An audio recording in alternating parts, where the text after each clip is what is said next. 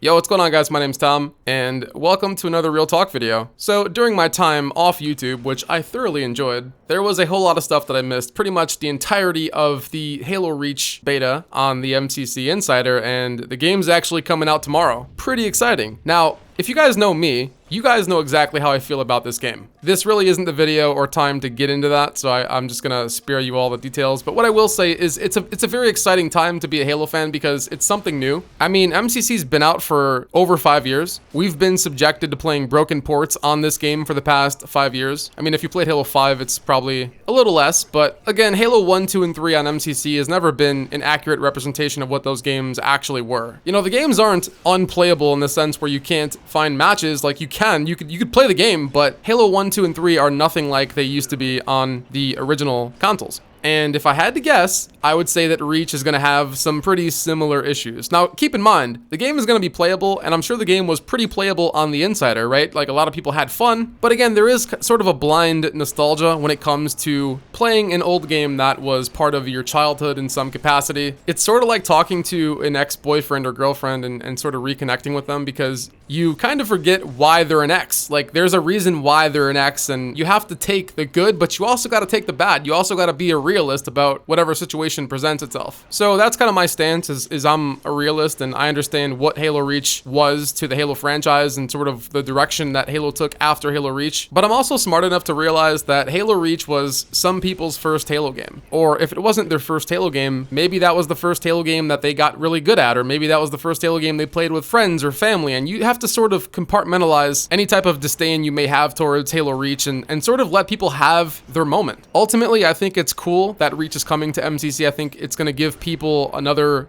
game to play, and people, if you don't want to play Halo 3, you don't have to. So I think that's great, but the game will not be issue-free. The server issues are probably going to stay the same. The American server locations are California, Texas, Illinois, and Virginia. I definitely don't expect that to change. And as far as the relay server, I mean, there's still really been no public acknowledgement of the relay. And the server allocation process has not changed. In order for you to draw your server, you have to be the host of your lobby. So you have to be the party leader. But ultimately, it doesn't really matter because as long as that relay server is there, it doesn't matter. Basically, you can live in Virginia. You can pull the East US 2 server, which is Virginia, and you'll be on like 80 ping. Because what it's doing is it's going from your home connection, you're connecting to a relay server in Washington State, and that relay server is routing your traffic back to your state, to the server. Basically, those relay servers are supposed to help you out if you can't connect to a specific server. The problem is it's random. It happens even on peer-to-peer host and custom games. So there is no method to the madness, and that's the problem. Now, I did make a video on this and I showed you guys how to block it, so I will link that in the video description, but it would be nice for a permanent fix by 343. I mean, we've shown them proof, we've shown them what's happening, and they still haven't really talked about it. They've actually kind of denied it on Twitter, and again, I don't even know if they have any control over it. That's maybe why they're not acknowledging it or talking about it, but it is a problem. And like I said, I have the solution, so feel free to watch the video down below if you guys want to block that server. The next thing I want to talk about is crossplay. I think that's something that needs to happen rather quickly. I think a lot of people, including myself, are hesitant to repurchase MCC, especially given the fact that most people don't have 144 Hz monitors or gaming mice or gaming keyboards, gaming this, gaming that. The new COD did crossplay pretty well. I'm sure Infinite's going to have crossplay, at least I hope, and I think MCC, by implementing crossplay into MCC, I think that'll be a great trial run for Infinite. And also, crossplay would be like throwing a bone to the Xbox people, because again, like, I've purchased the Xbox One just for this game. So did a lot of my friends, and you know, we had to endure some of the worst possible times. I mean, well, the ones who didn't sell their Xbox Ones like after the first 6 months, we had to endure some pretty difficult times with MCC.